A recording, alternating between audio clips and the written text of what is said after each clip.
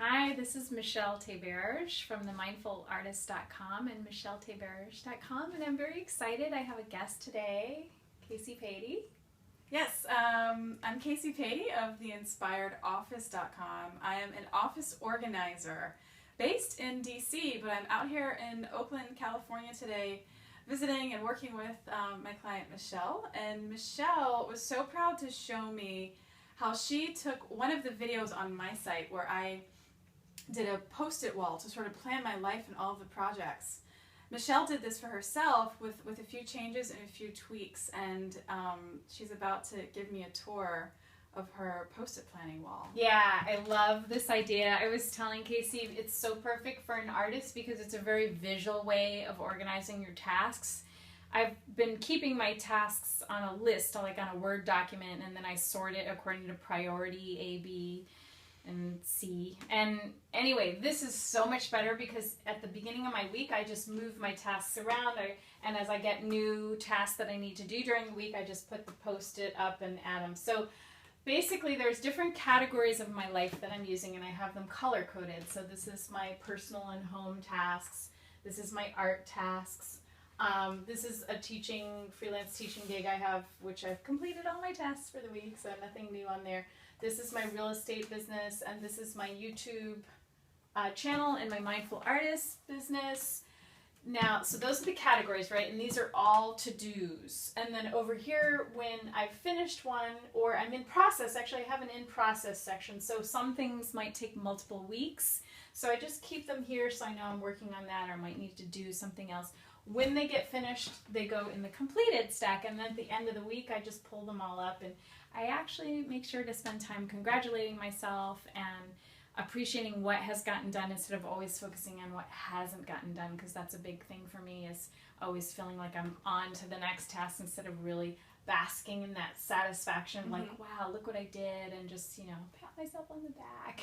I do the same thing too. So I've made a point on my wall to keep the completeds up. I haven't trashed any of the completeds because I'm the same in that usually I'm so quick to cross something off my list, and in this case, you would think I would want to throw it away to keep the wall clean. Yeah. But it's more helpful for me to see how this wall has helped, and I know this wall is working by noting how full the completeds get. Now, I don't have that much space. Would you layer them, or do you have enough space that you just have a whole bunch? I think mine are at this point lined up, but I'm totally fine if one day they get a little junky and they start overlapping. Okay.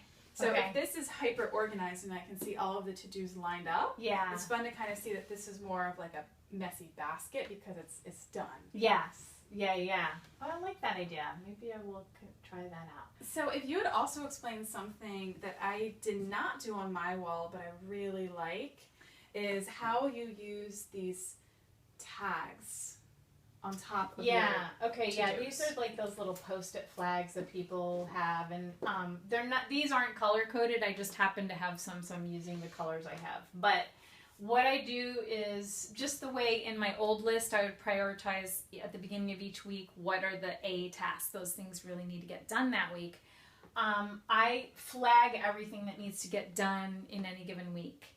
And so then instead of looking at all the tasks, I'm just focusing in on the ones that are flagged. Those are the ones that might not always, sometimes I put things I want to get done that don't absolutely urgently have to get done. So you can see it's the end of the week and I have, actually a lot of these have been done. They need to be moved over here. Okay. There's still a few that haven't been done. So that's kind of my ritual at the end of the week is I go through, I look at all the tasks. But I just want to say the thing that's really helpful for me and probably for a lot of you guys is that a lot of things come up to me like, oh yeah, I gotta do that. And it's just, as long as I've written it on a post-it and put it here, I know like, yes, I'm gonna get to it. And then actually some things like go way down or get taken off because I realize that's not a priority. I don't need to do it anymore. What was the other thing I was gonna say about that? Lost my train. Well, I have one more question for you that I'm noticing for the first time. What are the purple M's? That was because I had someone come and help me.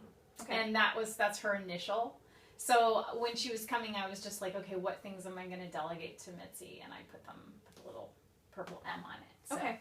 Yeah, that was just my own little annotation.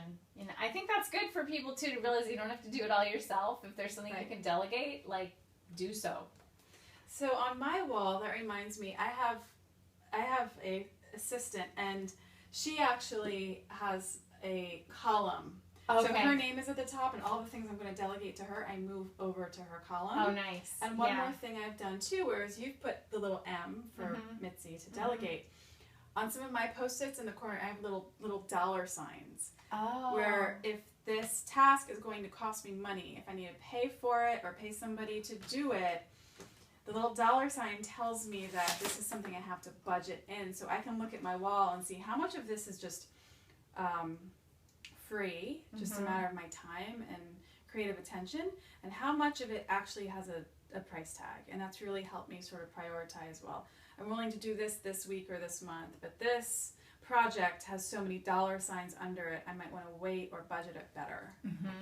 So there are all sorts of little ways you can personalize your wall and just do little tweaks, be it the way you column things off or just little codes that you leave on the stickies. So there's no right or wrong way to do it, which is why it's so nice to be here to see your take on something that I did at home myself. Yeah.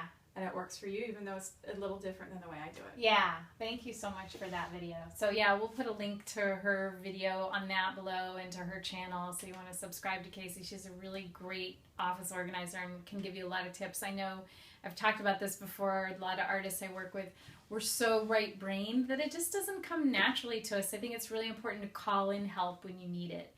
And there's a lot of awesome people out there like Kacy to help you out. Thanks so much. Yeah, thank you.